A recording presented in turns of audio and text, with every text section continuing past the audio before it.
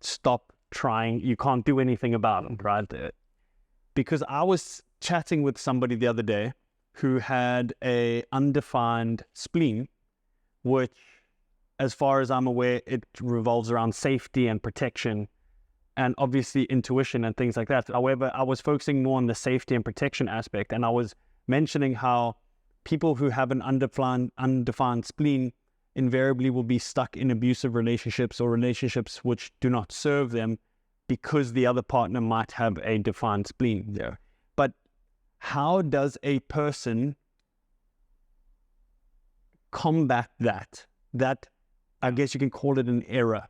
That kind of like misleading of having a gate filled by another person to make you feel complete. Yeah. How can somebody be aware of the fact that they're doing that, and what can they do to sort of not go down that path? Yeah, that's a great question, and those are pretty much what my readings do. Okay. If you have an open center, there's what we call the not self theme.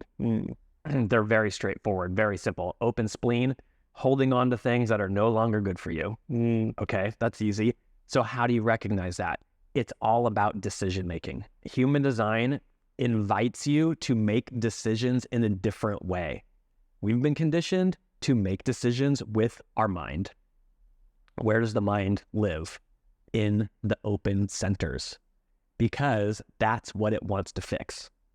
With that genetic imperative, that's where it's saying, we got an inconsistent sense of feel good in our spleen. We better hold on. So I always tell people, just notice when you're making a decision, are any of those themes coming up for you? And then boom, you can be so aware of, oh shit, that's why I'm making the decision. Oh, you have a completely open ego. Okay. Yeah. This is the number one conditioning factor of anybody who has it. And about 2/3 of humanity has an open heart center, an open ego center. This is inconsistent willpower. What's the not self theme? I need to prove myself in this life. So I'm going to overcommit. I'm going to overpromise. I'm going to do my morning routine every morning. I'm going to do the 30-day posting Instagram challenge so I can prove that, it's so easy with the open heart to realize like, oh my God, I've been proving myself my whole life in the decisions that I'm making. Wow. Do you know Tony Robbins? Yes. Big defined ego. Yeah. Okay. Think about the open heart people that go to a Tony Robbins seminar. The week they're there, they're so amped up on that ego energy. Okay.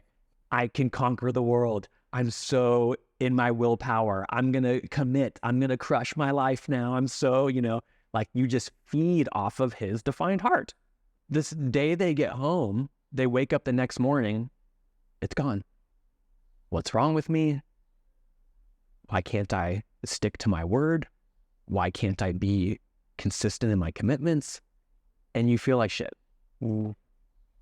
It's so obvious to see when you just know the theme of the center. Yeah. Like you've been living your whole life that way. When I first saw my chart, I don't even research my channels and gates much at all. I don't even know that much about them. What I did was just looked at all my open centers because that was the exact person I was trying to be, was the opposite of my chart. The exact opposite. Oh my God. Yeah. So that's what you can advise people.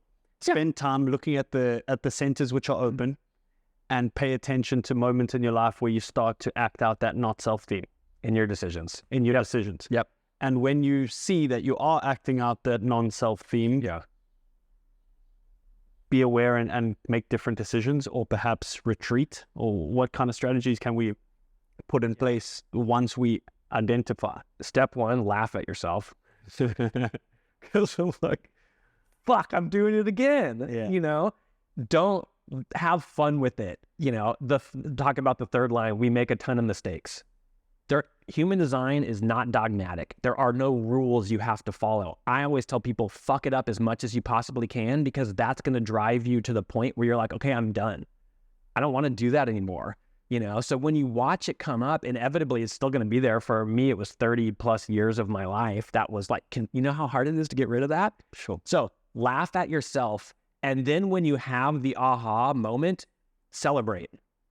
just the awareness around, I just made a decision proving myself, you know how huge that is?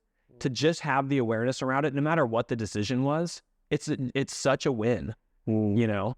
I think so many people are like, they want to use it as like, I need to fix myself now.